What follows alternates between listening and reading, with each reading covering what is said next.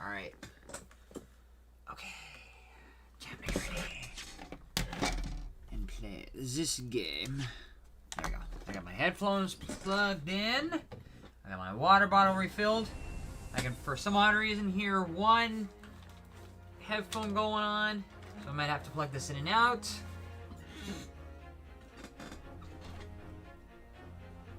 There we go. Alright, very well. Okay, bye. He's like, okay, never mind, I don't care anymore. Alright.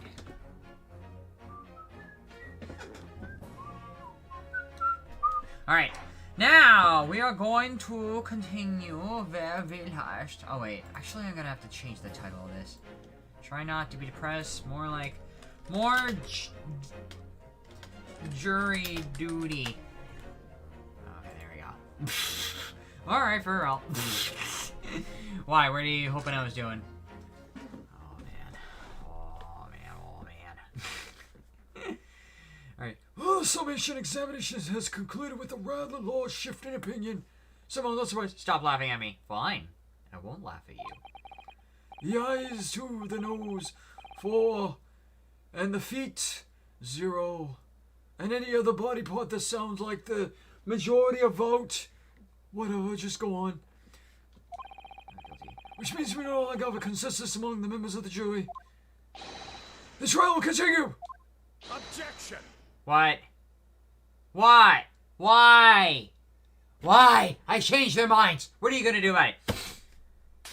Oh, you're gonna crack that wine glass. Could it seem churlish of me to drink from my hollow chalice moments after raising an objection? Only to crush it in disgust. Pray forgive the discourtesy. You keep asking for a lot of mercy and everything. Maybe stop doing things that get you to ask for mercy or forgiveness, like throwing a wine ball into the public gallery. Whee! Just took it and chucked it right up. What you literally did. Why you do a good job and convince the jury why the defendant is guilty. Lord Van Zeeks.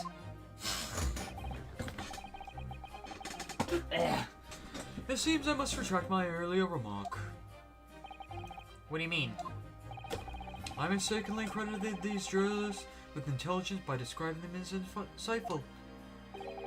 Yet we have just witnessed them falling for a cheap trick performed by an Eastern entertainer. How is it a cheap trick? I pitted them against each other. That's not a cheap trick. I looked at their logic and found there was something wrong with what they said. Eh? Whatever do you mean? Objection! I haven't tricked anyone. Everything I said is the truth. Indeed. Stalwart juror number 5 was undoubtedly repairing the road as he claims. I believe you said it was a good 2 yards of the pavement which you had excavated, sir. That's right. It took me a whole day and they paid me a measly tuppence for it. Now, my learned Japanese... Nipponese friend, tell me. Do you have any notion of the distance of the 2 yards represents? Well, if I'm honest, I don't have a clue, no. Because I don't know the measurement system in British. 2 yards is a little less than 2 meters. Less than 2 meters? That's not much at all. In other words, a distance readily vaulted by anyone of moderate vigor. Would you not agree, my stalwart friend? Oh, me? Well, I can't say you're wrong, no. What? And do you perchance erect a sign to prevent pedestrians from passing the side of your works? I wouldn't dream of it. We're wasting time. No question would have hope of passing anyway. We just had to turn each other folk back where they came from. Kids just jump right over us all the time. The accused is no gentleman, as far as I can see. I have little doubt, however, that he could spring over a 2-yard trench in the many meanderings around town. Ah! Is that true? Is it? The incontrovertible truth is that the books just purchased by the accused were found at the scene. There can be no doubt that on his way back to his lodgings, Mr. Nasimi walked down Briar Road. Crushed in a single sentence. And old man. Cold man, you can't. You can talk! You say that around 5 o'clock on the day in question you slipped and fell on Calabash Road. Pray, was a suspicious-looking Japanese behind you at the time? I can't say I remember. You don't remember? How about a wager, my lone friend? You say it was this old man that the accused saw? But I would say lay 1,000 to 1 against you being able to prove it. Ah! Okay. Now he's really turned everything around. Order! Lord Van Zix, explain yourself! He's really putting doubt into everything, despite the fact that the logic the jury has brought together, they came up with their own. First of all, the jury had their own reasons. So if anything, I'm just taking their reasons and pinning it against each other. If anything, Lord Van Zeke should question the jury! Which he already did, but getting them to doubt themselves is a whole other thing.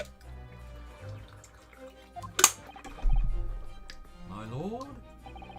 If you had such a trenchant argument up your sleeve, why in the world did you not profit during the Summation Examination? I wanted to give this young foreign student the sightseeing experience he no doubt came for. I wanted him to see it for himself, how the opinion of the jury is so readily swayed. Let me double check the audio to see where first stop.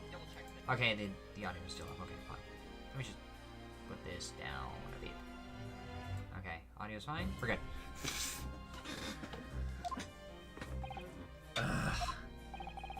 But my hospitality has its limits, and they have been reached, I feel. Me throwing wine bottles everywhere. That's the limit of hospitality.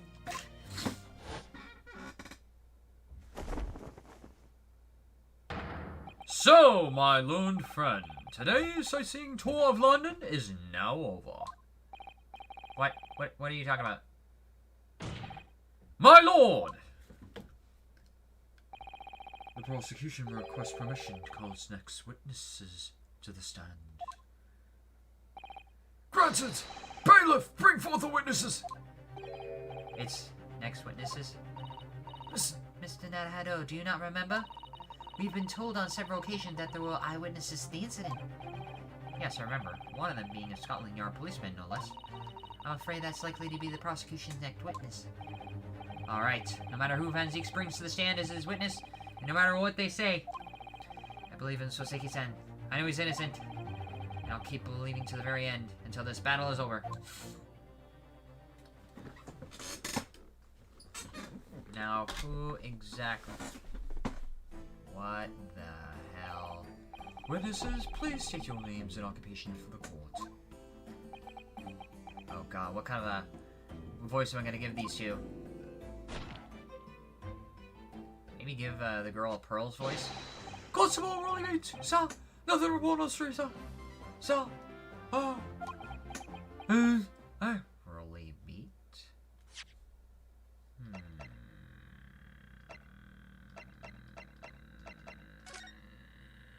Yeah, that was the reporting officer from the incident report. So he definitely called it in. That's the thing.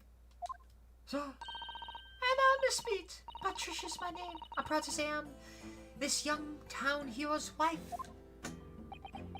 You have longer locks than him. You both have almost the same face, dear god. What's the story here? Well, in truth, we've not been married long. In fact, we celebrated our first anniversary only the other day. Uh-huh, the other day. No, it was your husband I was asking about. He seems tired. Hardly surprising. Whilst being an honorable occupation, patrolling the beat is the most demanding work in the world. Oh, really? I'm sure I've heard that before, actually. indeed, apart from the rare days off, our gallant officers trust them 20 miles a day, you know. They patrol boarding houses and pubs, collect taxes, survey the streets, check that meters are reading true. And they're responsible for keeping the streets clean and lighting and extinguishing our streetlights. They practically do everything! There are a number of items on the list that don't sound much like policing duties at all. I wouldn't just be falling asleep on my feet. I'd have collapsed long ago. goes without saying that the policeman's primary duty is the apprehension of criminals. Even when he's off duty, a constable is expected to investigate and resolve any crime on his beat. For the London Bobby is a man of honor. Said for the person who can't keep his eyes open for 1 second and stop chewing on his helmet strap. Dear God. And a man of slumber. On the day in question, this man and his wife were walking down Briar Road in the opposite direction, and they witnessed the incident as it occurred. Is that not correct, Mr. and Mrs. Beat? That's right, sir. Isn't it, Rolly? Oh God, he's got a tired look. Constable Rolly, sir. Nothing to report on the street, sir. What a great witness he's going to be. Probably won't be able to recall half the things he's saying. Very good. I'd like to hear your formal testimonies now, please. You will tell the court exactly what you saw on the afternoon of the incident. Yes, sir. Both have blue eyes. What is up with that?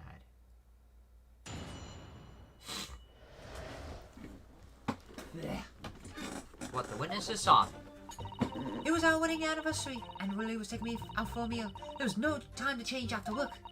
Anyway, two silhouettes appeared out of the fog on the pavement in front of us. All of a sudden, one of them just collapsed on the floor. Then the other scattered something before running off. We ran straight over the course, and then we went for help at the nearby police box. He was definitely that Japanese man in the dog. Rolly and I both saw him as clear as day. Uh-huh. I kind of want to hear it from him, but you're kind of speaking for him. Well, that is extremely compelling testimony, I must say. No, he's not speaking for himself. Oh dear, this policeman and his wife are claiming to have positively identified Mr. Natsume at the scene. Technically, the policeman's wife is doing the work here. If the testimony is true, the alternative course of events that you established in the Summation Examination will be quashed. His death knell, in fact, because that alternative was never viable in the first place. What an unfortunate bitch, Ansing. And on your wedding anniversary, too. Oh, I know. But I still managed to go out for the evening with my man. I thank the Lord for that. Which Lord? Lord God or the Lord Judge? That I want. Gosh, the life of the London Bobby sounds very hard indeed. Indeed. However, this cross-examination will be over in minutes. You may well have time to rest this afternoon. What do you mean by that? My lone friend, the witnesses saw the face of the man fleeing the scene. They are testifying under oath, and that is without a doubt the accused, Mr. Soseki Natsume.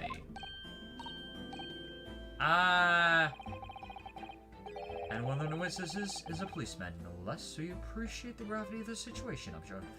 Technically, kind of like the policeman's wife, you're kind of putting words in their mouth. The policeman himself, Rolly, didn't testify yet. Well, even though he's included in the testimony, he's kind of not saying anything. So you're kind of building on something here. Except that the man's so tired, his wife has to do all the talking. Yeah, exactly what I just said. Enough preamble. Counsel the defense, commence the cross-examination, please. Yes, my lord. Okay. She's talking the whole time. What am I gonna find? Okay. Wedding anniversary, taking from meal, there's no time to change after work. Hold it! If there was no time to change after work, you say, are you also a member of the police, Mrs. B? Oh no, sadly not. It's a job for strapping young men only. Women, children, and the elderly can't even apply. Because this society is sexist enough as it is. I think you probably see why children and elderly can't do the job, can't you? I think Rolly looks ever so handsome in the uniform. It suits you down the ground, doesn't it, darling? I tug you harder. We both have the same scarf. Just fish my meat. Pat, now we're heading back to the station. I was actually planning on getting changed there. Is he talking in his sleep? This is creepy. Oh no, Riley. I much prefer you in uniform. Sometimes I don't recognize you when I see you in plain clothes. Oh dear, that doesn't seem healthy. Speak for yourself! You romanticize them as well. My god. Not Suseki. Susato. Kindly answer the point. You're going for your meal after you finish your beat for the day, correct? That's right, sir. Yes, although I was fit to drop, to be honest, after spending the whole day on my feet. But policing was my life, sir. As long as I'm a proud owner of this, I'll serve my city and my queen to the end. What's that now? My war cards, sir, proof that I'm a London copper. Those are noble founding principles of the force written on it, as a reminder of the policemen of our sworn duty to patrol the streets of London town and uphold the peace of the common man. Sir! And for such a moment, because I call for 20 miles every single day without fail and without a grumble, because I know that the bloating of my boots is all Londoners need to bear to feel safe and secure. It falls back asleep. So fighting crime doesn't appear to come to it then. Well, sir, just on that point particularly, I was looking forward to celebrating my wedding anniversary. Mrs. Beast put up a Lord being married to Bobby. Look at me. I just want to show my dear wife how much I count. Oh, Pat. Oh, really? Oh, what a charming couple. Their young love is such joy to behold. If a little over the top, perhaps. And then kindly describe what happened next. Interesting, you show that book. Anyway, two silhouettes appeared out of the fog on the pavement in front of us. Oh. No, I didn't find a contradiction. I'm just saving it before I press on the statement. For obvious reasons, no less. Oops, wrong one. Wrong one. That's not what I want to hit. This is what I want to hit. Okay. Back out. Hold it! Two silhouettes. That's right, they were coming towards us, walking up on Briar Road in the opposite direction. There was a rather plump figure followed by a scrawny, thin-looking man. Uh-huh. It does sound exactly like the victim is pictured in this print. And like Mr. Natsume.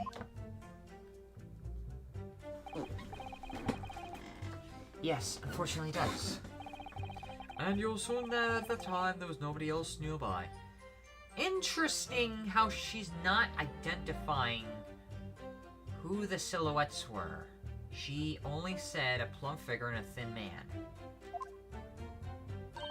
Oh yes, quite soon. It was dark, but there were streetlights on Briar Road, you see? There was nobody else around at all. Isn't that right, my darling? Oh god, that must have cracked something. Huh? What? Oh yes, that's right. Of course, there was a light fog on the ground. But Briar Road is dead straight and you could see a fairly long way down the pavement.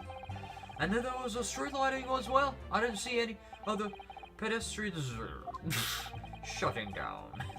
Before sleep takes a firm hold your answer, please, Mr. Beat. Are you quite sure of what you just said? Yes, sir. As a couple who spends every day keeping watch on the streets, I swear to it, sir. And I'm sure that the love of my Patricia is true. Opa. Oh, really? Oh, really? You're still maintaining there was no one else around other than the victim and the attacker. It's starting to seem like that must be how it really happened. It's beginning to seem like there's nowhere to run. Well, that didn't stop Mr. Natsume, did it? He fled the scene all too convincingly. Thank you. I believe you have a reasonably clear idea of the situation just before the incident now. What happened in the crucial moments that followed? All of a sudden, one of them just collapsed on the floor, then the other scattered something before running off. Hold it! Something? Scattered something. What do you mean by that? Oh well, I couldn't quite make out what it was at the time. But then when we got closer, we realized that it was what it was. Didn't we, darling?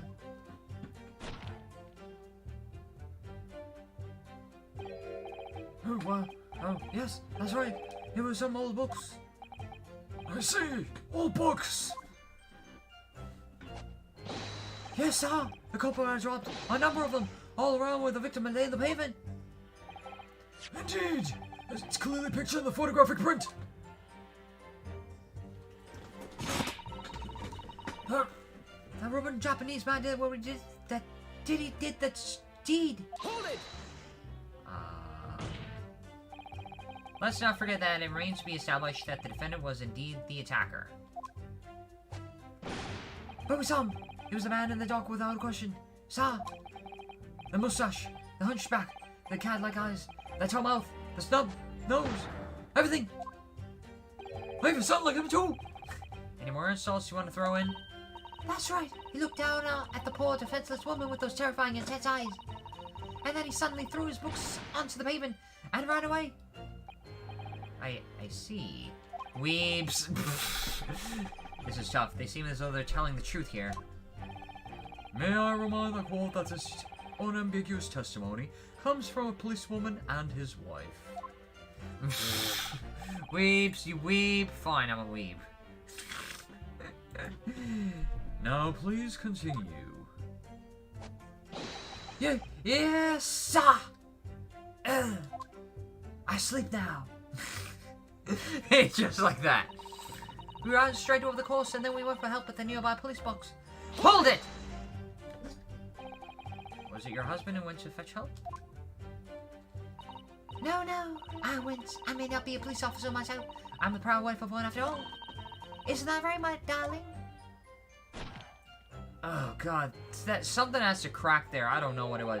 Huh? What? Ah, yes, that's right. I asked Mrs. Beats to go. I was off duty by that point. But our Bobby's never truly off duty, of course, so I felt obliged to stay and guard the scene. Very laudable, Mr. Pete.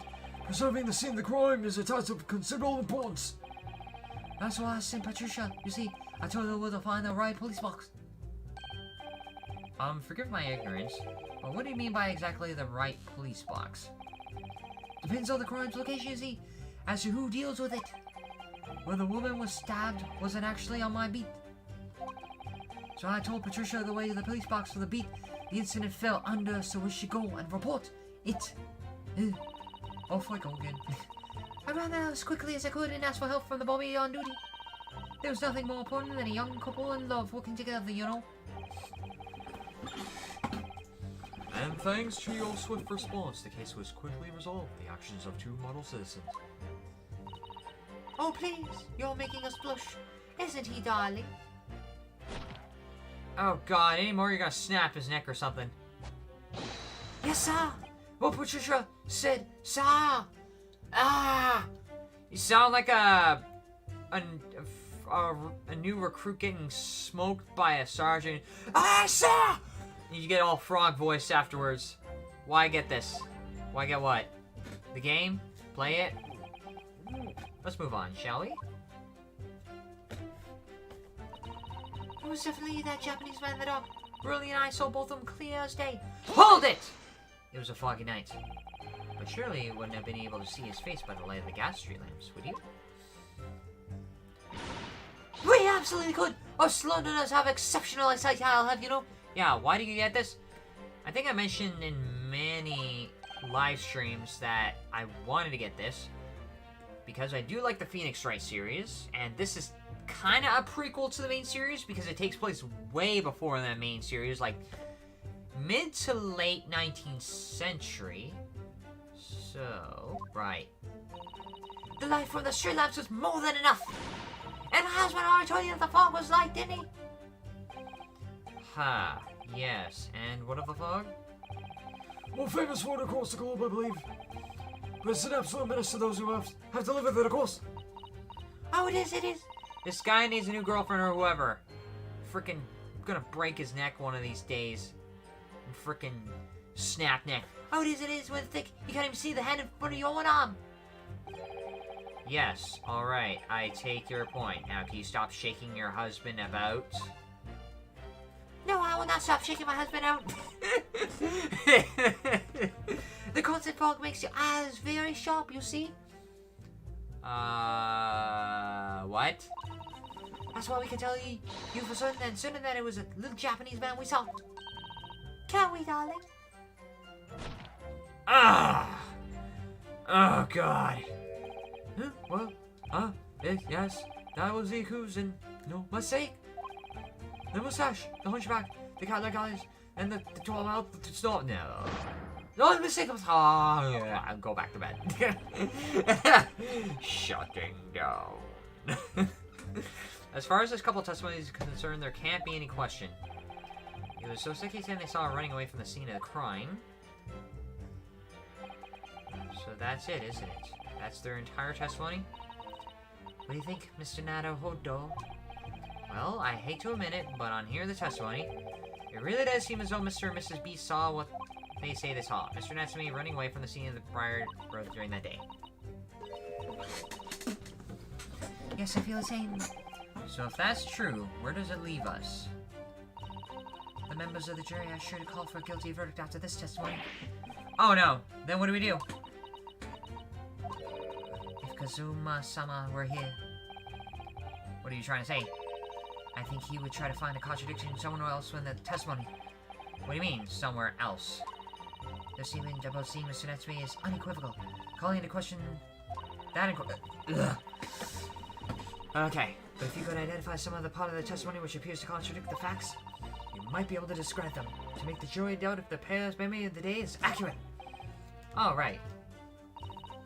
Put simply, we must focus on finding a discrepancy in these statements somewhere. If we don't, I'm afraid the trial may reach an early and unfavorable conclusion. Go back to bed. At around 10, I will. And at around 9, I'm gonna have these. Whatever helps me fall asleep faster than that half-tired policeman standing on the stand in court. Ugh. Why do I always seem to be so up against it? Okay, contradiction time. Mr. Lawyer, sir, can I ask you something? Oh, yes, of course. What is it? Well, you keep asking us all these questions about everything we've told you, so... It seems like you don't believe our testimony. Is that right, is it? Well, I'll it. What? No. It's not really that at all. My husband's a policeman, remember? And I know what I saw. Remember everything? Last detail. Everything. Like... Oh, I know. What about the books on the man dropped? I could tell you the names of every single one. Every last one. And you dare question how reliable my testimony is? That will do, Mrs. Beat. No, it won't do it all. That Japanese lawyer has no idea what I'm capable of. Even if I decide to forgive him for insulting us, do you think for a minute that rule you will? I really don't mean to cause offense. Please put your husband's fist down. Don't make me more deadpan than I already am. Perhaps you'd like the opportunity to supplement your testimony, Miss Beat. Might that appease you? Oh, thank you, my lord. That would settle things nicely. Wouldn't it, darling? My God. I couldn't even tell you the names of the 4 books he dropped at the... Yes, that's the contradiction right there. That's the contradiction. I don't even need to press that statement. Why is that the contradiction? I'll show you. Look at this, right here. The receipt for the second-hand bookshop. So, the sum of shillings rendered in the receipt of the picture of Monsieur Lecoq, Meal for Cabral, Canterbury Yearnings. But those are 3 books from the receipt on the day of the supposed stabbing. But she says I could tell you the names of the 4 books he dropped at the scene. She's saying 4 books. The receipt is saying 3 books. So, objection! So you're saying that there were 4 books. That's right. I remember all of them. The picture of Monsieur somebody. Yotzi Yearnings, a meal for someone, and the thingamy is something. What? The picture of Monsieur somebody. A meal for... Picture of something, meal for something, Canterbury Yearnings? Thingamy something? I'm sorry, Mrs. Beat. But there is a fundamental flaw in that statement of yours. Oh no! What? What flaw? Simply that. At the scene of the crime, there are only 3 books, not 4. What? This is the receipt from the bookshop where the defendant bought his books. Your books? Yes, not my books, but you kind of get the idea. Yes, and the detail Mr. Natsume's purchases that day. But as you can see, only 3 books are listed. Only 3? But no, that can't be. I remember seeing them. There are 4 books, I tell you. 4 dirty old books. Oh, really? Have a good look at this photographic print of the scene of the crime. As you can clearly see from this evidence as well, there are only 3 books. Also in the photographic print. But I just don't believe it. I saw them. I saw it. I saw them.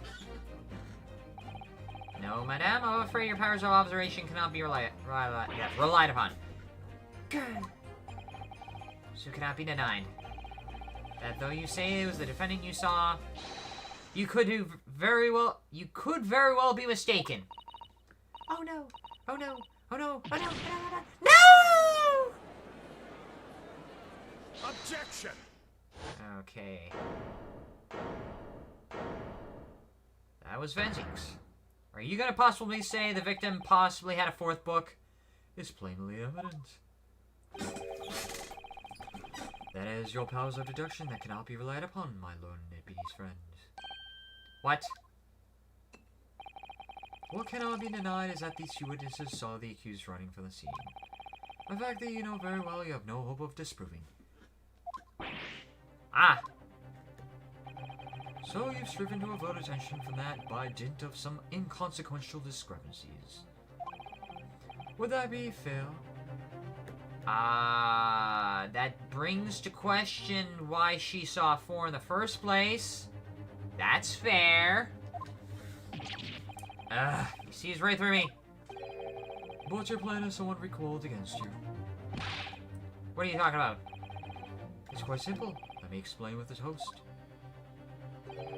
To the policeman's wife, and her entirely accurate testimony in every respect. Oh.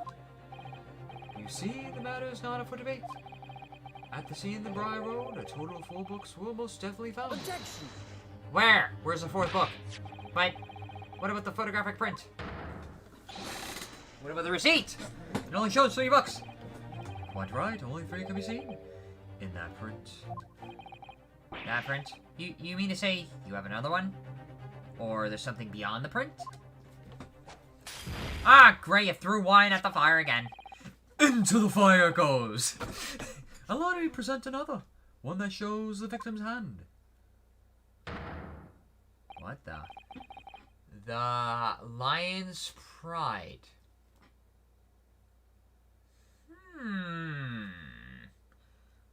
I don't believe it. Wait. But that book, if I can read it upside down. You know what? Can I possibly rotate this whole thing? Can I rotate anything about this? I can't rotate anything about this. No, is there a way to rotate? You know what? Nah, I can't rotate. You know what? I'm not gonna bother with it. I really wouldn't. Okay, you know what? Just out of curiosity.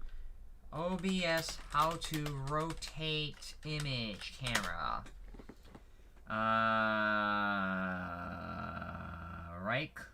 Simply do is right click the source you want to change. Wait, what? Okay,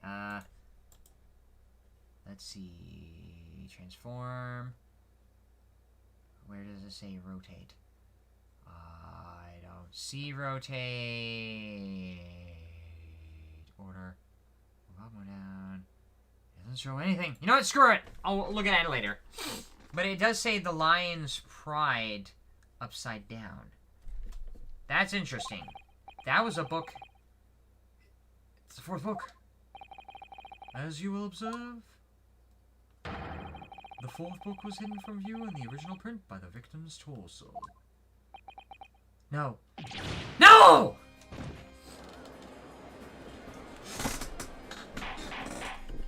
There was another print. Order! Order! There, you see? You see? Look at that book. Look, look, look. Yes. It's just like I said. Isn't it, my darling? Yes, sir. Patricia's always right, sir. Let us study the receipt for the books purchased by the accused on the day in question. Mrs. Beats, the titles once again, if you please. Oh, yes, of course. The picture of Monsieur somebody or other.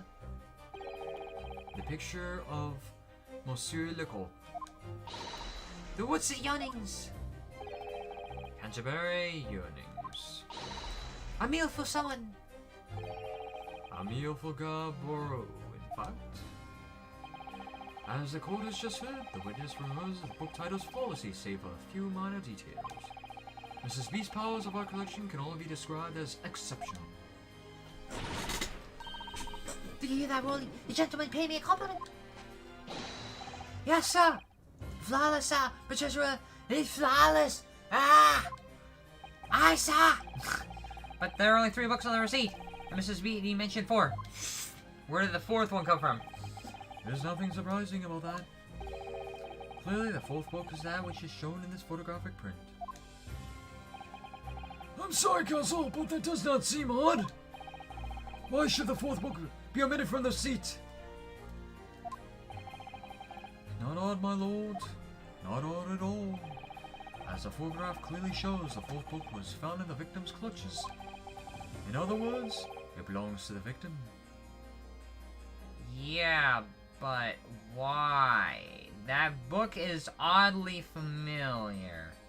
Because it refers... It refers to a previous couple we've seen. The victim was holding her own book. I wonder, what became of the 4th book? Obviously, it wasn't overlooked by the investigating officers of Scotland Yard. I have it here as evidence. You will submit that and the aforementioned photographic prints to the court, please, Counsel. My pleasure, my lord. The second crime scene. Photograph has been entered the court. The 4th book, Lion's Pride, discovered the victim's hand at the scene. Okay. The prosecution rests. I gotta take a look at that book, because I feel like there's something off about that. Huh. Why is there a burn stain here? Oh, look at this. The book has been badly burnt. You're right. You'd never be able to read it in this state, especially not the latter pages. What a terrible waste. Judging from the scorch edge of the paper, I think the damage must have occurred very recently. A book recently damaged by fire. Why does that seem to raise a red flag with me? The back cover is badly burnt. The Lion's Pride. Isn't that something Mr. Garnetzx would read? See the book entitled The Lion's Pride? Afraid I don't know any English literature at all. I do! I know a little bit of Shakespeare. I know a little... I wouldn't say Chaucer. Maybe a little bit of poetry from John Kinsella. Maybe Oliver Sacks. Musicophilia. I know a little bit of literature, don't worry. So it wouldn't be something I've heard of. Wait a minute. The Lion's Pride. That's strange. I think I have heard of the book by that name before. And very recently, too. It's title organized too, Mr. Nana Hodo. It's something that would have belonged to Mr. Garnetzx. Somehow, this book ended up in the victim's hands after it was damaged from a fire from Mr. Garnetzx. Okay, anything I can examine here? No. Okay. Prosecution rests. I have nothing further to add. What? You seem surprised, my learned friend, but your resistance until now has been in vain. Entertaining, yes, but futile. Is that a Borg reference? Resistance and futile. Resistance and futile are kind of in the same box. Are you turning into the Borg now? The spurious longer wrote to the accused lodgings that you tried to establish in your summation examination, and the attempted describing of the witness's powers of recollection in your cross-examination. Futile? I walked right in this, didn't I? You see, everything you said is true. Isn't that right, my darling? Yes, Pat. Marry me, Pat. She already is, right? So perhaps the ladies and gentlemen of the jury would like to reconsider their positions. Should the court waste any more time on this Nipponese travesty? Or is it the decision you have to make, all too apparently already? Really? They're all gonna change their mind? You have heard all the witnesses and seen all the evidence. This trial's run its course! Mr. Nanahodo, I'm afraid we are in a terribly precarious position. I know, but if I fight back in the wrong way now, it could be very well just to make matters worse. Think, Renosuke, think. What do you do now? Raise an objection, wait and see.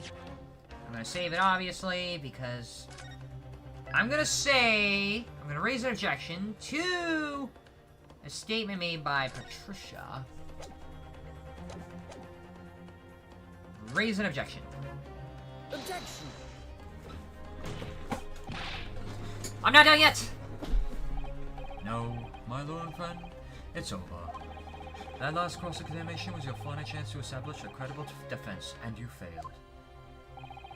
The die has been cast. There's no more room for debate. Well, it might be over as far as you're concerned, but... I can't think of what to say. The book. It's badly burnt. It has something to do with the case.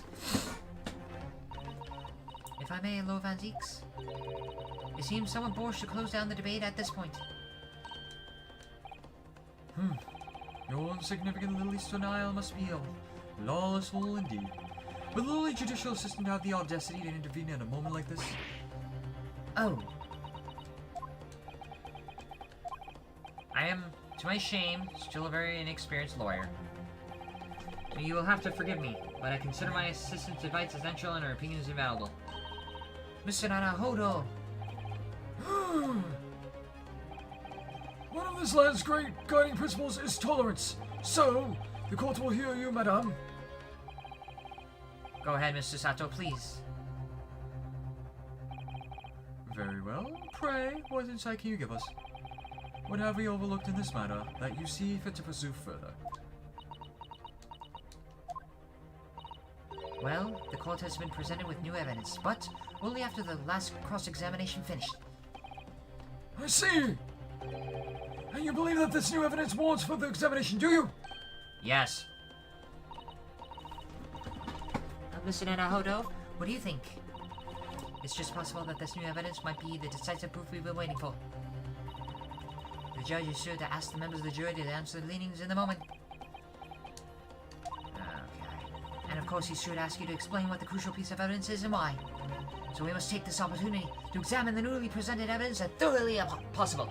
Yes, I understand. And thank you, Mr. Sato.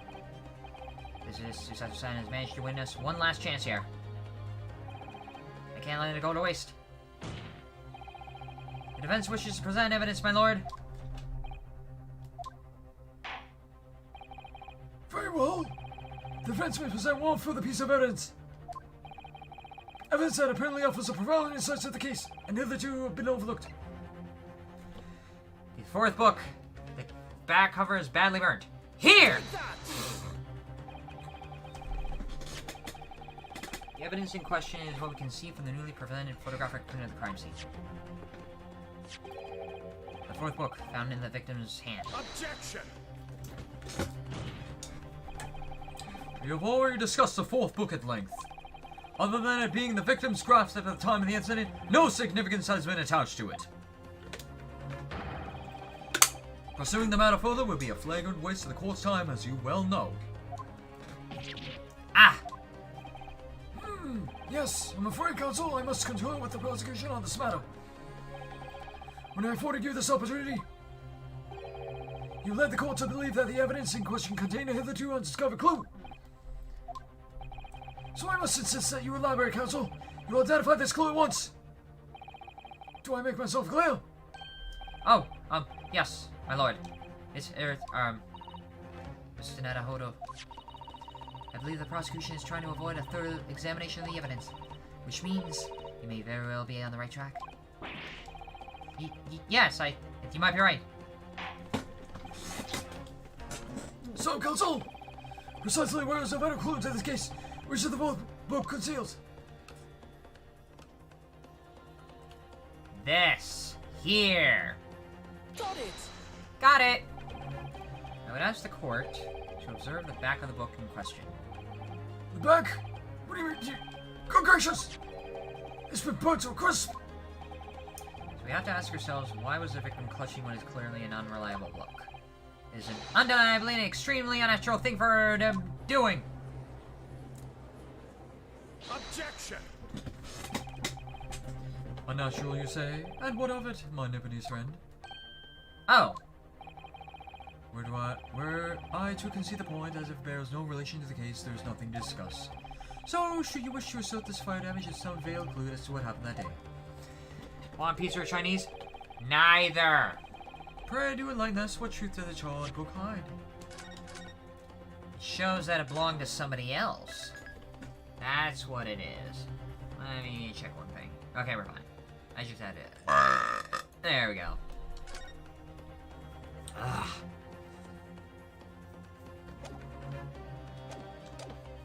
Okay. Shard book. There's just one possibility here which I can't quite bring myself to rule out. It's an outside chance, certainly, but worth a try. Alright, I'll explain my theory. Don't keep us waiting any longer then, Counsel. Explain the theory of yours. What are you suggesting he can ascertain for the fire damage the historic tomb has suffered? The shop that sold it, its owner, its content, its owner. My lord, the burn on the back of the book reveals a startling truth about the book's owner. I beg your pardon? But we already know who the book belongs to. The victim was gripping it in her hand as she fell to the floor. After all, it's obviously hers.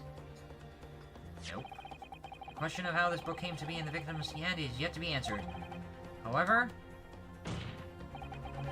as to the question of who the book really belongs to and where it originated, the defense has very credible answers. Good gracious! How can you possibly?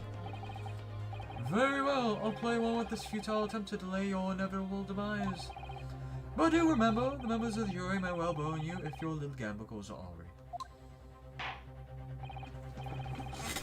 Counsel! The defense's response here is very likely to influence the final outcome of this trial.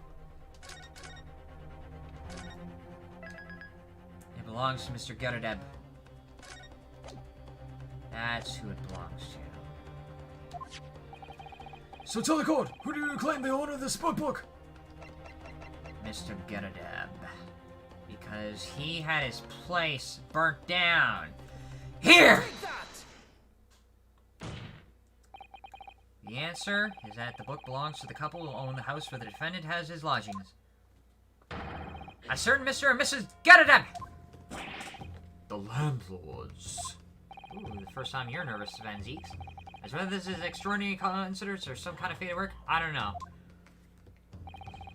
Of all the people in London, one of the 6 chosen for jury duty in this courtroom today, there's none other than Mrs. Garnetzx herself. Oh! Oh my goodness! Me? I think you must be mistaken. I'm not Mrs. Garnetzx's wife. I'm Mrs. Bate. Things would be so much easier if you just dropped the pretense. Alright then, how about a simple question for you? Have you ever seen this book in Mr. Garnetzx's house? I would never presume to know all the books he keeps, so... Objection! This is outlandish behavior. This woman is the accused landlady. You say you implicate this hard-working member of the public? You besmirch her without a shred of evidence. She's not gonna admit it on the stand. Do I have to prove it? Do I have to seriously prove it? Oh my god. Do I seriously have to prove it? Your actions are unforgivable. Objection! No, your actions of covering up the truth are not forgivable. There's no mere conjecture. The defense happens to know that on the day in question, at exactly the same time as the victim was stabbed in the pavement below, another incident was taking place in the room on the top floor of Mr. and Mrs. Garnetzx's house. Good lord! What sort of incident, Counsel? Domestic incident, then a fire, my lord.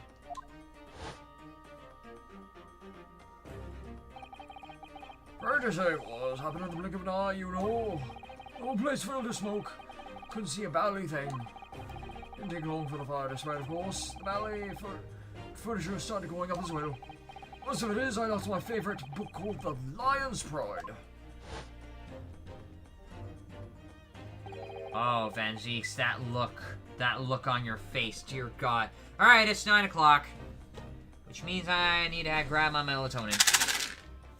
The Lion's Pride. Oh man, that's a first look I've seen of him being nervous.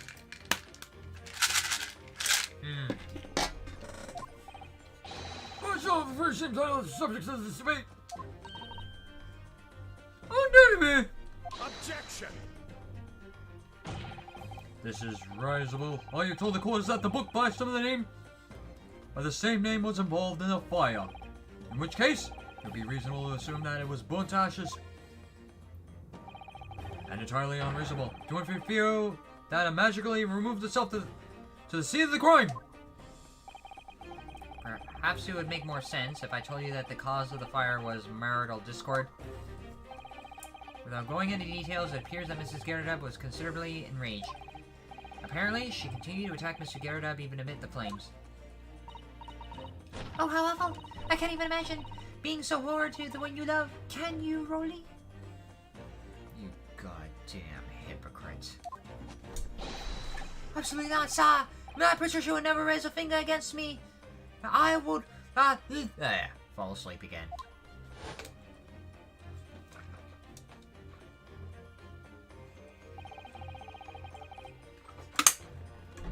In all my favourite novels in that case. But as soon as the fire got hold of them, that was it. Whoosh, up in smoke. And the wife started hurling things at me. There was I, backed up against the window, under heavy enemy fire, and incendiary books coming 10 to the dozen. The man had his back up against the window, and he had burning books thrown at him.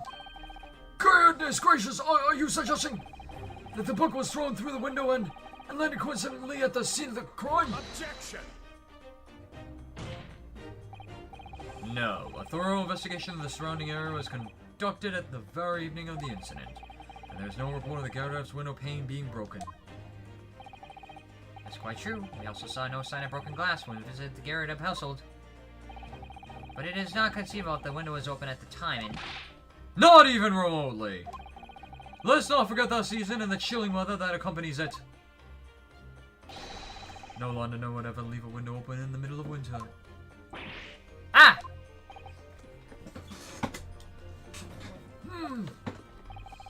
Does the defense postulate this scenario in the serious counsel?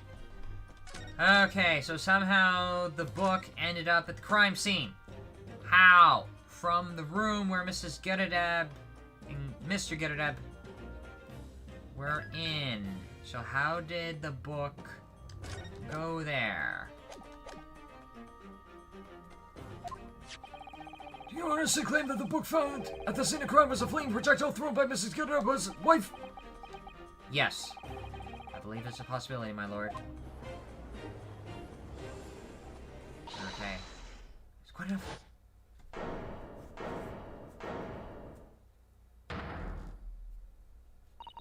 Well, I hope that everyone can see you for who you are now. You four little trickster! You call yourself a lawyer, but you're just a coward. A mean coward. Really? Claiming that a little tiff set up the whole neighborhood. Honestly! Implying that I'm merely posing as a maid for appearance's sake. How could you? It's nothing to do with the Beasley case, none of it. And all you've done is sully our family's name. No, I assure you that it was never my intention. Dragging an upsetting sister's name through the mud. Simply to divert attention from your failing defense. I should box your ears, that's what I should do. It's utterly unforgivable. Too right. Here we go. How long have we sat here now, listening to this nippy spouting his fancy foreign theories? But think about it. At the end of the day, the only person who could possibly have stabbed the victim is that little hunchback with a mustache, and he ran away from the scene too. I'll do declare you're right. It's true. Yes, what do we tell you? Makes sense to me. Was all? What was I? Well, if you could speak up as well. Well, it would appear that the ladies and gentlemen of the jury are once again in full agreement. What is your position, Lord Garnetzx? They're gonna fling the bottle. In truth, my lord, I feel these have been unnecessarily protracted proceedings. With them, one must always exercise patience in order to savor the best advantage. No, wait. The mystery of the fourth book still hasn't been... Oh, what the? If books are your predilection, my lone friend, study them on your old time. Why do you put your boot up? Why do you put your boot up? Is that supposed to be an intimidating stance? Because it's more like leisure than intimidation. My boot is on the desk. Deal with it. What? No, forgive the discourtesy this time? In that case, ladies and gentlemen of the jury, you will now say your individual decisions regarding the defendant's culpability for the court to hear. Guilty. Oh, God. Guilty. Guilty. Guilty. Guilty. Guilty.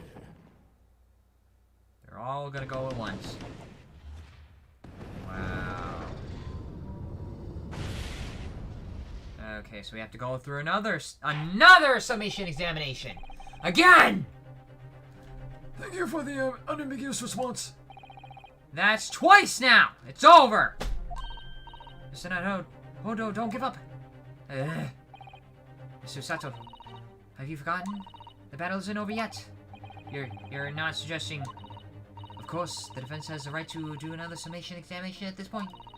You could still convince the jurors to change their minds. You have one more chance. We have to do it again. My lord, defense has to exercise its right to summation examination. You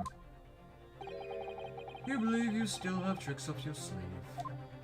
I still believe I have wine up my sleeve. I don't intend to trick anybody. I intend to uncover the truth. There's no time to be downcast. As long as there's a chance, I have to stay strong and determined. Again! Again! Oh, great. I gotta continue from now. I gotta get up and do the same thing again. My god. Oh my god. Really? We're gonna continue at this point? Again? Fine. We'll do another summation examination. Jury duty again! Great. And I gotta get ready for another one of these. I have to consider the defense counsel request for further summation examination of the jury. And have determined that the court must uphold the defense's judicial right to this procedure.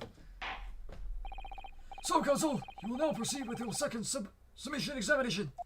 Is there a number of times I can do it? I presume the jury is ready, Mr. Foreman. We are, my lord. Very good. In that case, I must ask each of you to state clearly and concisely for the court the grounds on which you find the defendant guilty of this crime.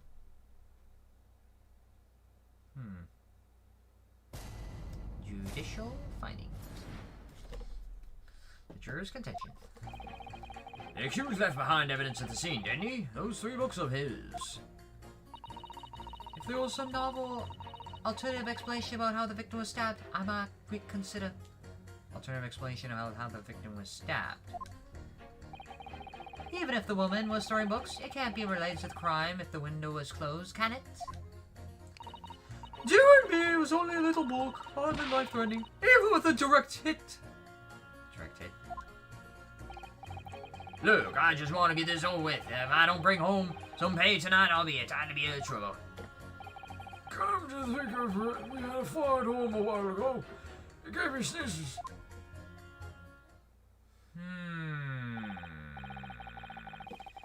Yes, considerable more tangible arguments from all members of the jury this time around, it seems. With one notable exception, of course. My lone student friend was unable to find fault in the previous witness testimony. What? So the court must accept the fact that this was indeed the accused seen fleeing from the scene. And moreover, into the fire it goes.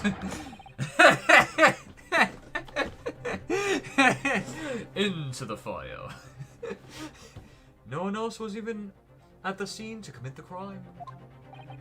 Well, if the eyewitnesses are correct, it would seem as though the conclusion is somewhat set in stone. I fail to see how it could be argued any other way around. That means, I'm afraid, that during the summation examination, it's essential that you establish some other tangible explanation for the facts. But how? How would even a constitute a tangible explanation here? Isn't it obvious? Who stabbed the woman, and how? Those two details are all you need to prove. 'Cause otherwise, I will say any other explanation. Into the fire goes! Simply give us a name and a method by which the attack was conducted. So in other words, you gotta prove someone else did it and with some other method. And also I gotta use the washroom. So burp.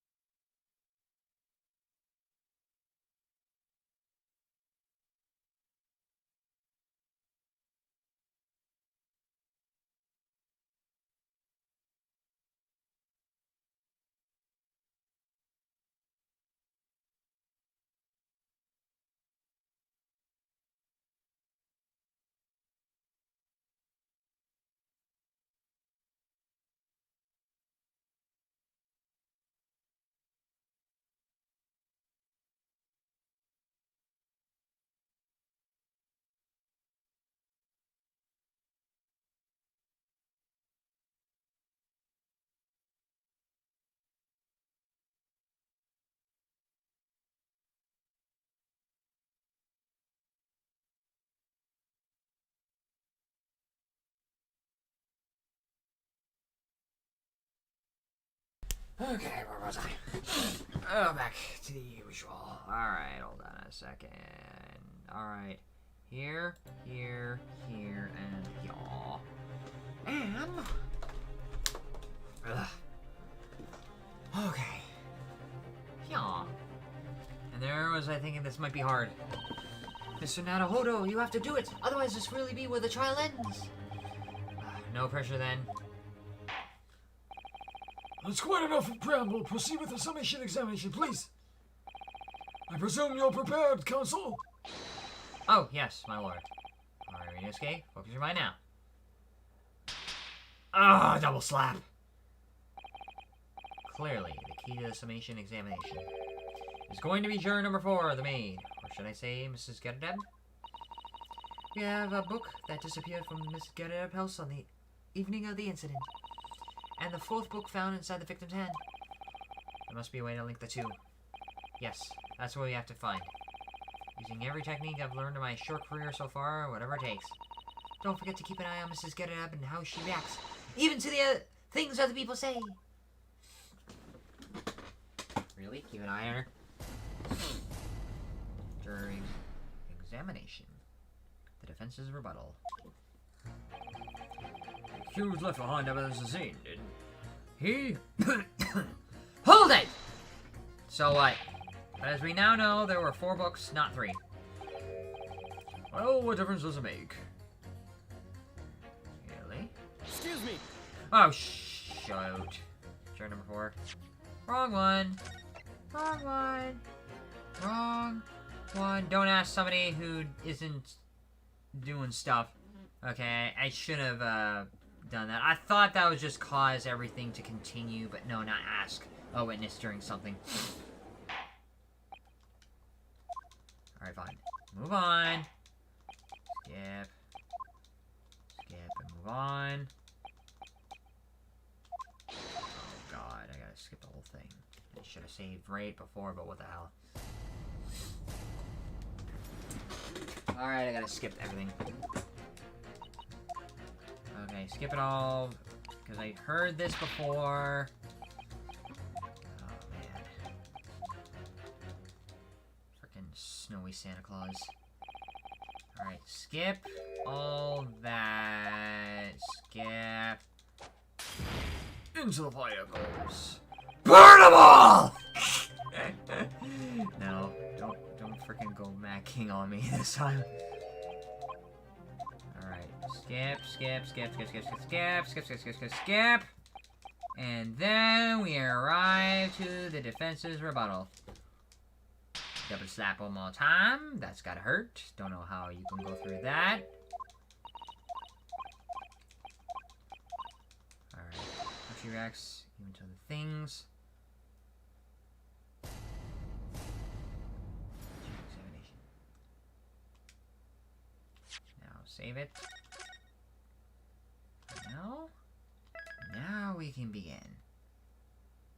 Okay. Now focus on how she reacts.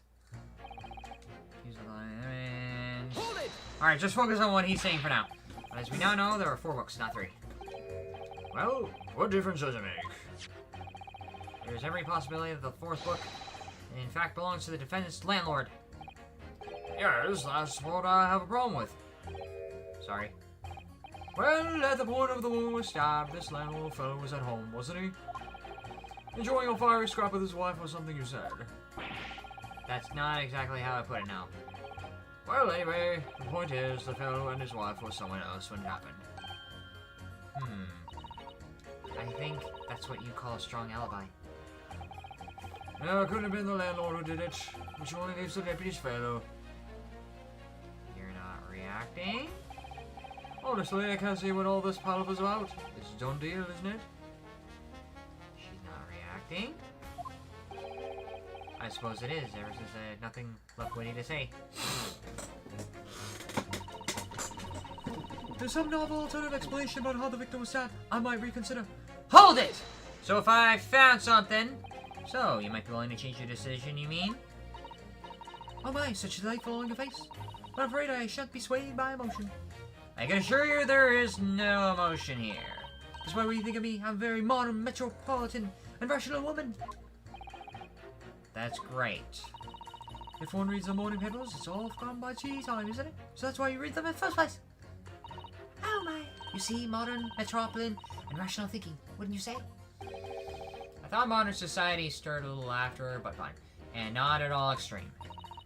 And I see an overwhelming suspicious Japanese man has been implicated by overwhelmingly strong testimony. But despite 1 or 2 minor puzzles, I do declare that the man is overwhelmingly guilty. Modern, metropolitan, and rational logic, wouldn't you say? Overwhelmingly. But smiling gals are always delighted to embrace new fads, you know. So I'd only be able to consider an exciting new theory if you could come up with one. I'd be happy to do that if only I could. Let's do our very best not to disappoint the modern and metropolitan young lady. Right. I'm glad you omitted rational there. Mommy has strong books. It can't be related to the crime with the window was closed, can it?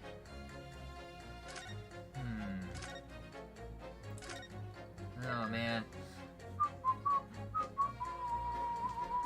Okay. I gotta figure it out. Wait. I don't even know. I don't know. I'm thinking. I don't know what to think.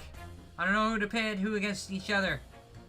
So, I definitely need to do something about Oops. Skip. Dang it! I need to press. Even if the woman story books, it can't be related to the crime if the window is closed, can it? Hold it! And what about the possibility that the new window was open? What about it? I mean, there's just no way it could happen. How can you be so sure? The prosecutor fellow over there said earlier, didn't he? Winters in London are no joke. You don't want to invite that sort of cold indoors. No, the window wasn't open. Us Londoners like sitting by the fire and staying warm, see? Well, you couldn't categorically state that the window wasn't open, could you? It just wasn't. They wouldn't have opened it. Then what's the point of even having windows, huh? Counsel! You're calling refrain from childish picturing. Oh, sorry. Somehow I need to show there's an undeniable possibility that the window was open. Because this young man isn't going to budge otherwise. Okay, I have an idea. And my idea is related to his. Come think of it, I had a fire on a while back. It gives me the sneezes. Hold it! Because this is the only other person who also had a fire in his home. Does that have anything to do with your decision about the defendant's culpability in this case? Sorry, what's time? You'll have to speak up, lad. Could you tell us more about that fire? It's the last winter my grandchildren baked me a lovely cake on my birthday. I 75 candles on the top of it. What a sight to behold it was! You put candles on a cake. Was it some kind of a devil worship? Oh, of course not! It was an angel cake! Celebrate my birthday, obviously! Dear God, how old am I again? Seems that the common custom in Great Britain, Mr. Nadahodo. I must have all puffed to blow them out. Only I must have blown wrong somehow. The flames didn't go out. The candles went flying over the room. The furniture gone and everything it went up. The place filled with smoke. Definitely sounds like devil worship to me. And by the scenes, I presume you mean cold. And how do you catch a cold from a fire? What if fiasco was the grandchildren, bless them, threw water over the tried to put out the flames. And then because the whole room was filled with the smoke, of course, we had to open up all the windows to clear it. The windows? Burning winter air rushed over me like the devil dancing on my grandma did. I got a terrible cold from it. It put me in the hospital for a while. I won't forget that birthday in a hurry. I knew it deserved devil worship. I knew it was devil worship after all. But something about this old man's story is playing on my mind for some reason. Maybe we need to demonstrate who apart from Mr. Natsume could have attacked the young woman on the street. As well as how he or she could have done it. Yes, but once again, the jurors' statements are full of personal prejudice. A lot of them seem convinced they're right, even in the face of logical evidence to the contrary. I think you're going to need to pit them against each other to force them to accept an alternative explanation. Yes.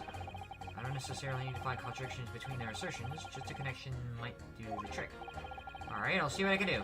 If anything stands out, I'll go in for a strike. That's a spit.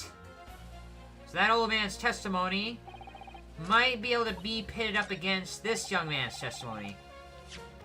So...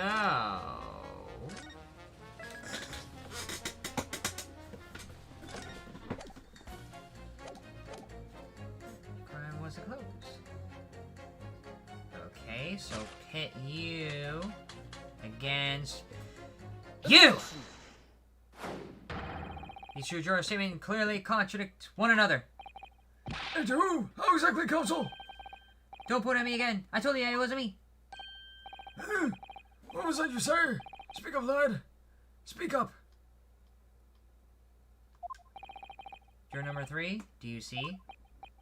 Oh, me? See? What's... So, did you hear juror number 6's account of his birthday celebrations last year? It seems, despite being a Londoner, he once opened his windows in the middle of winter. Because there was a fire. Well, yes, of course, because it was an emergency. I mean, obviously, if the room was filled with smoke from a fire, then you'd be mad not to open the... Oh! Now you finally get it! Exactly. On the day in question, at the time of the incident, there was a fire in the Garnetzx household. And the Garnetzx had the following to say about it. The whole place filled up with smoke. Oh, my hat! You're drinking a lot of tea, so... Excuse me! Juror number 4, do you have something to say about that?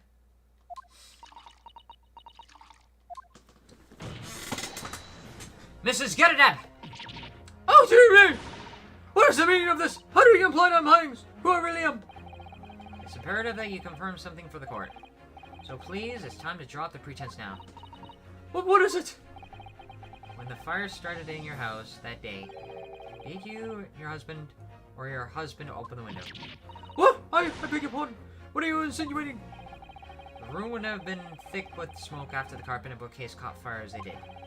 In a situation like that, it's inconceivable that you wouldn't have opened that window. And what if we did? Oh, alright then. Yes, you're right. My husband was frantically trying to open the window, which can't have been easy since I continued to give him justly deserved book battering. Even though your house was on fire. Oh, you never stop throwing until the anger subsides. It would be terribly bad for the nerves to do otherwise. Of course, I should have realized. That's a significant step forward, Mr. Nanahodo. You managed to establish the window was open. We simply must have that added to Mrs. Garnetzx's formal statement. So that's gonna change her testimony. I mentioned yes, the window was open at the time. I'd clean forgotten, but it's true. Okay, so somehow juror number 3 in 6's statement changed juror number 4? Huh. Okay. Now what? The window was open. But despite the fact that it changed, The window could have been open when the woman was throwing books. I mean, it's definitely a possibility. Yes, the window was open at the time. I'd clean, but it's true. look, I just want to get this open. I won't bring it on pay. You know what? I want to hear what he has to say. Maybe something new will come of it. Hold it! You just want to get this over with? How can you sit there and say something like that? A man's future is at stake here. Well, him and both me, then, like I said before. What? I told you already, I'm a day laborer, and if I don't bring home some readies with me tonight, you'll find me floating face down in the Thames tomorrow morning. What?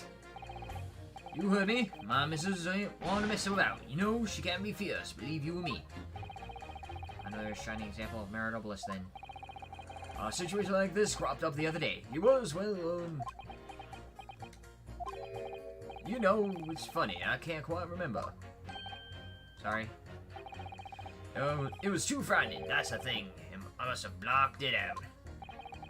Helpful. I wonder if Miss Speed will be dragged into the Thames by a scarf. Don't even go there, Mr. Sato. There must be some way to jog his memory about this. Huh. The windows are clear of smoke. That's where the chill can see you, see?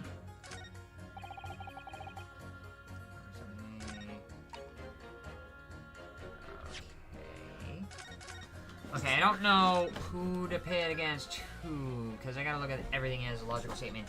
Nobody's changing their vote. That's the thing. Could have been open when the woman was throwing books. I mean, it's definitely a possibility. You're considering a possibility. Some novel alternative explanation about how the victim was stabbed, I might reconsider. The accused will find evidence. I don't know. I had clean forgotten.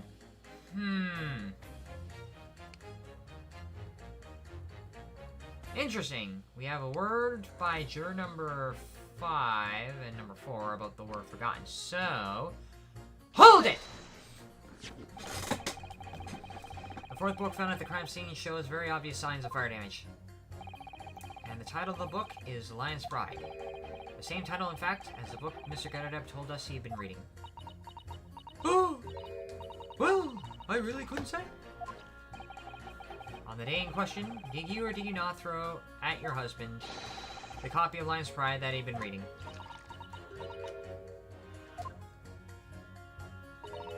I did. It was the first thing I could lay my hands on. So I hurled it straight at him. And now you come to mention it, yes. I was rather enjoying reading it. You're right. Why did you not reveal this information to the court from the outset? What the? Because I couldn't, you silly little man! I didn't remember! A time like that, you pick up and throw whatever you can lay your hands on, as you well know.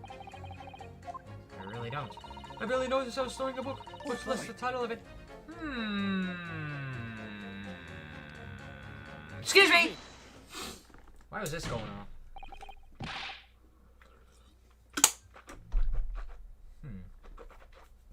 What is it, juror number 5? I feel like I might as well have handcuffs on, but what the hell? You know something? I remember what it was. The memory I blocked out. Ah. I was listening to this granny was saying, brought it all floating back. Ooh. Who are you called? Oh, come on, granny, you cheeky devil! I'm Mrs. Garnetzx, or the maid. I'll have you know. The man doesn't even flinch. Please tell me that's not because he's used to being hit all the time. It was obviously 2 weeks ago. I just got back home from after work. Like, I put my hand on the pocket for the wages I just earned for the day, and I nearly died. It was a hole. Every last penny had dropped out. Oh dear, what a disaster. You haven't heard the half of it, boy. Oh?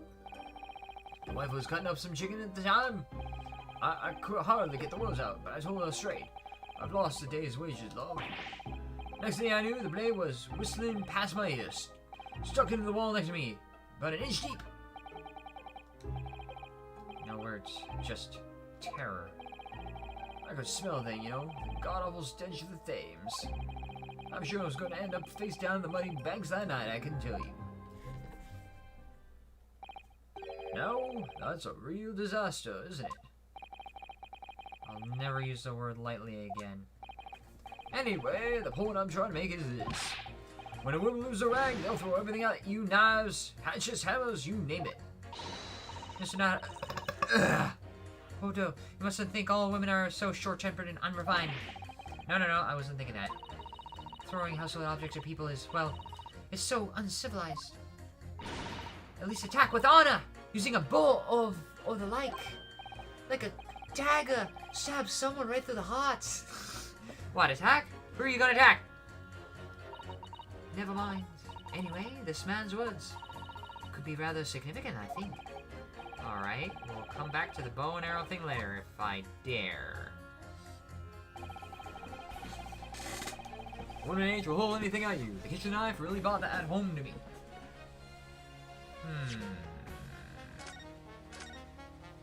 I feel like that is important to another testimony.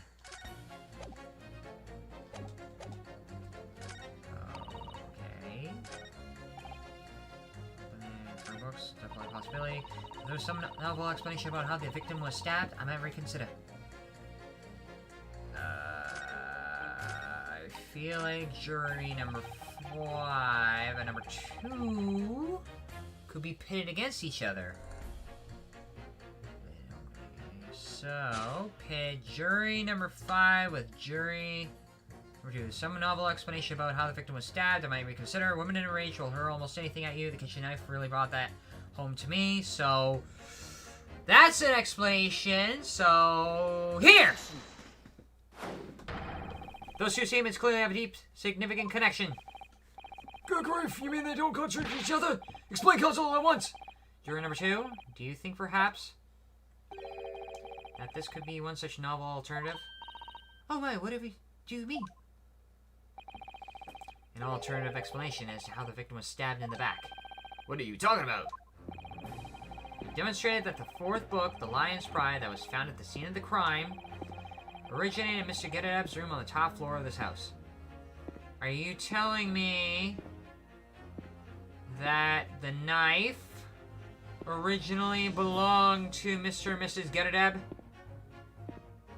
On the top floor of this house. Therefore, it's equally possible that some other object besides the book could have found its way from the Garnetzx household to the street below. Hey, what's that now?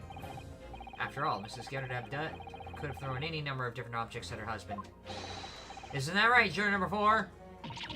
What are you saying, you little people? I'm beginning to think that ever since the true origins of this book came to light, perhaps she's had a feeling this might be what happened. Now you listen here, you Singala. As the foreman of the jury, I demand a straight answer. You give us this yarn about some other object making its way out of the house. But what? What is it? The knife that accidentally stabbed the victim.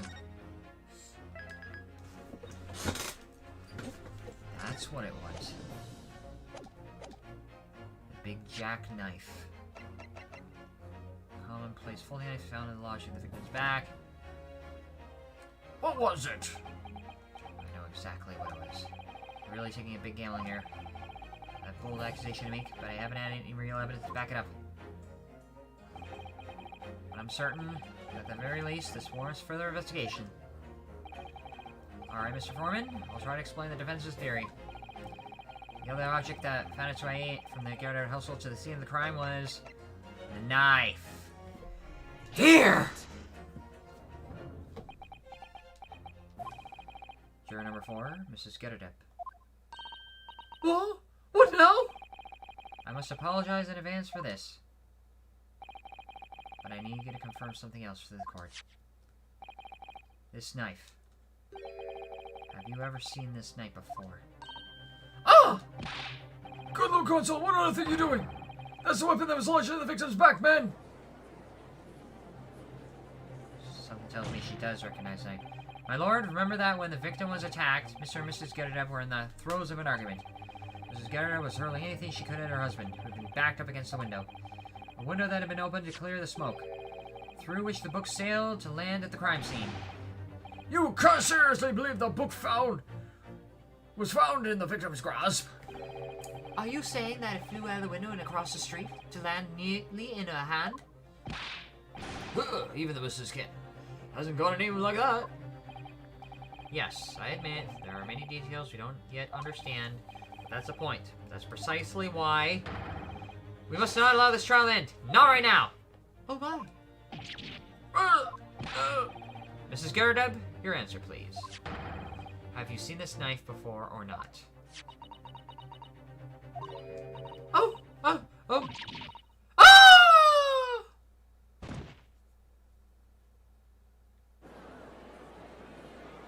Huh. My lord. I wish to change my decision. I'm a woman of my word, after all. Thank you, madame. Yes, I agree. Reluctantly so. I certainly didn't see this coming, but I just don't think it would be right for this trial to come to an end with so many unanswered questions. Mr. Foreman. Well, you know what? I'd have to agree. Not that I think the granny did it, mind. Yes, you know what? I'm quite happy about this at the moment, Dad. I'm not quite dang it, screw it. All together now, ladies and gents. So the 4 of them take the majority, but not Mrs. Garnetzx or the old man. We did it! Again! Oh, congratulations, Mr. Naruhodo. So, as a result of the defense's summation examination, number of jurors' leanings have changed. 2 jurors called guilty against the 4 now innocent. Accordingly, the opinion of this court is divided. And this trial will continue.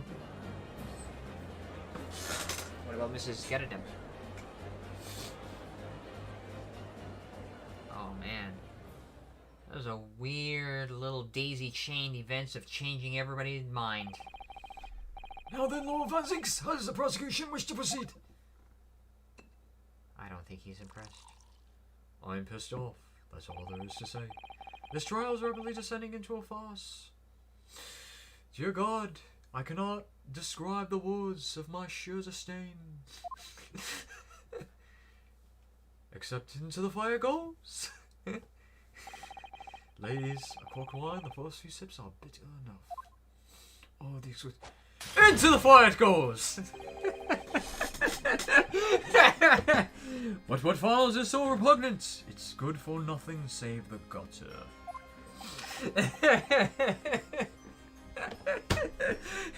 If I may, Lord Garnetzx, The defense has just put forward a credible alternative explanation for what happened. Credible? Is that your considered opinion, Mr. Foreman? The defense's argument is a joke to which I barely know how to respond, but let me start by insisting. Now you must all familiarize yourself better with the relative positions of those places being discussed. What do you mean by that? What's his angle this time?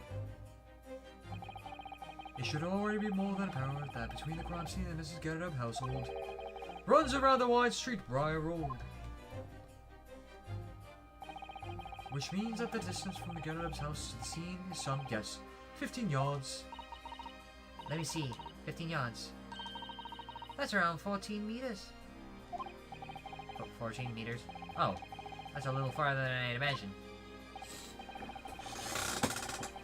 Given the powerful grip Mrs. Garnetzx does have, I'd say she threw that really hard. And as you ladies and gentlemen of the jury rightly noted as having portentous significance, the fourth book was found in the victim's clutches. In other words, the smoldering book, wantonly hurled by the lady of the house, traveled some 15 yards, to land on the opposite side of the road, immediately between the collapsed victim's fingers and thumb. Is that your final conclusion, my lord and deluded friend? And did the jackknife follow a near-identical trajectory to the plunge in the middle of the victim's back? This fantasy is somewhat stretched the notion of having a bad day for the victim, I think. Even those pathetic serialized detective stories have more believable plots! You're gonna put Sholmes above this? Really? Ah! Damn it. He used the Sholmes tactic. There's nothing I can say to that. The prosecutor loves the sound of his own voice. Mr. Sato, serialized detective stories are pathetic, are they? How dare he? Maybe let's picture our battles here. My lord, might I be allowed to speak? As judicial assistant, you may speak for the defense, yes. Go ahead. The prosecution may consider the idea a fantasy, but what the defense has postulated was believable enough to persuade the jury to change its leaning. And as such, the court has the duty to explore this alternative explanation as thoroughly as possible.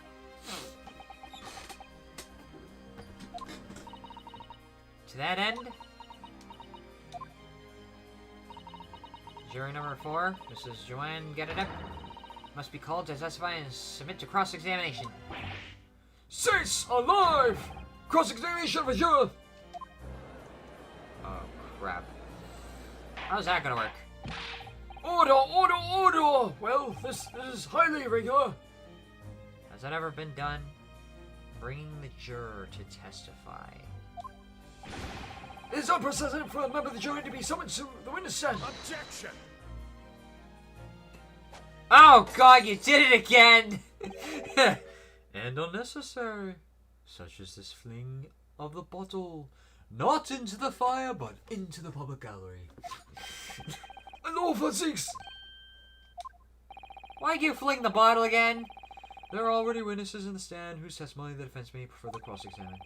If my lord and friend's farcical theory has any truth in it, then both a burning book and a jackknife must have flown through the sky before these couple's eyes.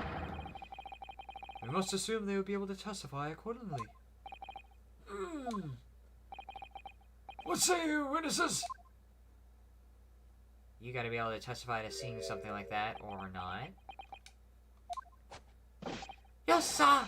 Constable Rolly Beak reporting for duty, sir. Oh god. Well, good morning, officer. Sorry for dozing until now, sir. Ah! I'm a susceptible man on account of the villain who's appeared on my beat, sir. Oh, they are so heroic, those London bobbies. Patricia, my darling, I've been neglecting you, but no more. Oh, Rolly, my hero, you make me swoon. Dear god. Very well. I've hereby rejected the defense's request. Oh. And all the witnesses in the stand to testify again. Say forthwith before the court any details pertaining to the defense's alternative explanation of the events. Yes, sir. Ah. No. No. Also, it's 9:45, so you know what? I might as well just relax here and save it and end the live stream because I'm tired as hell, almost as tired as that officer, but not quite because he hasn't slept a wink for a month, and I kind of get a good night's sleep. So thank you all for joining this live stream, and I will see you all tomorrow night. All right?